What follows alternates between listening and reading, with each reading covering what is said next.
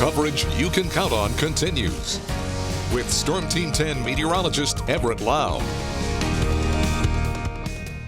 Good evening. On this Labor Day, you're taking a look in Terre Haute. We had a little bit of sunshine earlier in the day, so luckily we didn't rain on the parade, at least here downtown. You can see a little bit of a breeze out there. Overall, not too bad, as we had a 3-day weekend for some people. And as we get into the rest of the week, the forecast looking a lot better.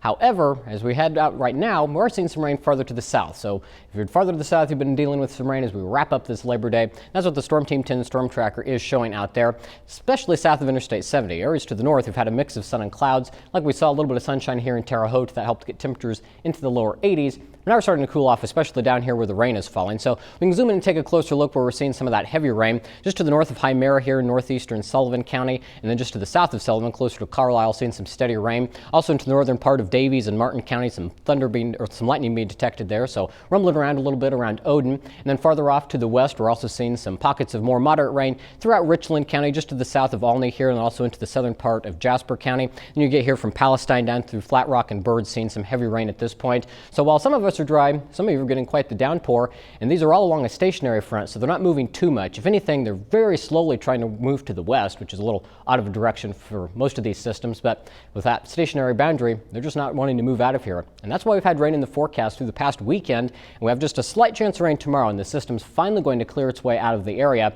And so as we finish up the next week ahead, we're going to start to dry out by the time we get to Wednesday, Thursday, and Friday. But unfortunately, by the time we get to the weekend, we're going to keep an eye on another front that'll come through that could give us a chance for some more rain as we head for the weekend. But temperature-wise right now, it remains pretty comfortable out there, even where the rain is falling. It's 73 right now in Olney and Vincennes, 81 for Sullivan, 80 in Newton, 77 here in Terre Haute. It's 76 in Casey, 74 in Paris and Mattoon, and 78 right now in Lagodi. So look at Futurecast going through the rest of the evening. Even if you are to the north, it doesn't rule out your chance of rain. We could still see a spotty shower pick up, but the best chance of rain through the rest of the night is going to be along and south of Interstate 70. And once we get later on into the evening, especially past midnight, we'll try to dry out a little bit. And I think we can even see the sky clear out, so that'll allow temperatures to drop down into the middle 60s. Now, as we get into tomorrow, we're expecting more clouds to drift back in, and we'll see that chance of a few scattered showers developing as we get into the afternoon. Here we are at 3. You can see some of that activity drifting through, but I think a good chunk of the area are going to be able to get through Tuesday, staying on the dry side. We'll be dry as we get into Tuesday night, going into Wednesday. The sky will clear out again. A little bit of a cooler night on tap then.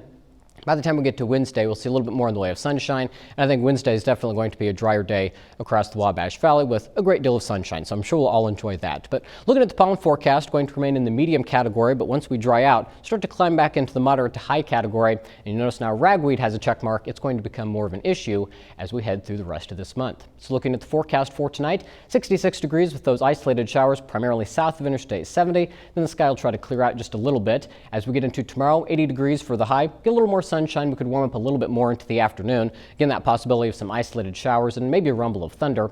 Tomorrow night, 63, so a partly cloudy sky and just a little bit cooler. And as we look at the 7-day forecast, you'll see a pretty nice way to finish up this week with highs in the lower 80s. Then we see that scattered chance for rain as we get into Saturday and Sunday, but that'll be along a cold front that drops us into the 70s as we head into next week.